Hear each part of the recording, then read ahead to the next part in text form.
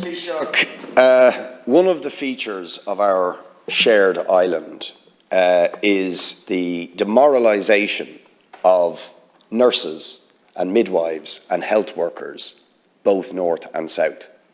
Tomorrow, there will be further strike action by nurses in the north over essentially a pay cut in real terms that they are suffering, and where there's extreme demoralisation among nurses and a huge crisis in terms of being able to recruit and retain them because of massive staffing and so on in the hospitals in the north and across the UK.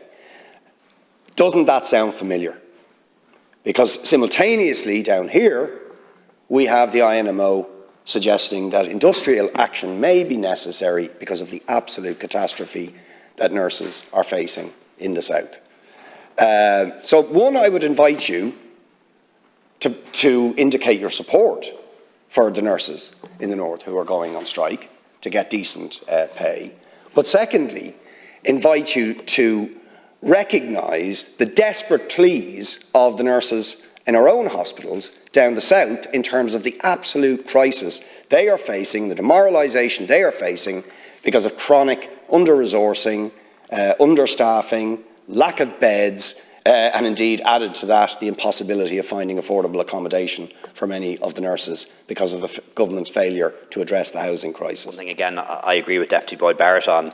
I don't underestimate for a second the enormous pressure that our healthcare staff are under.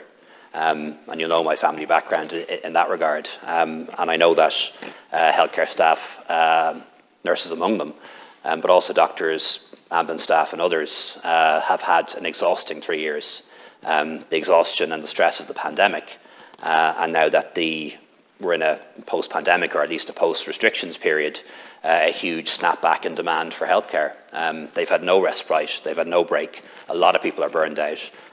Not at all unique to this jurisdiction, as you said, or to this island. It's a feature of health services across the world. And we are acting on it. We have a pay deal in place with our healthcare workers. We have a new consultant contract on offer, which I think is a very good one, a very generous one financially, but crucially begins to end private practice in public hospitals, which I know is something that you agree with. We are increasing the number of beds, almost an extra 1,000 beds in our acute hospitals in the past 3 years. And we are recruiting as well, over 6,000 more doctors and nurses working in our public houses today than was the case 3 years ago, notwithstanding the challenges with recruitment.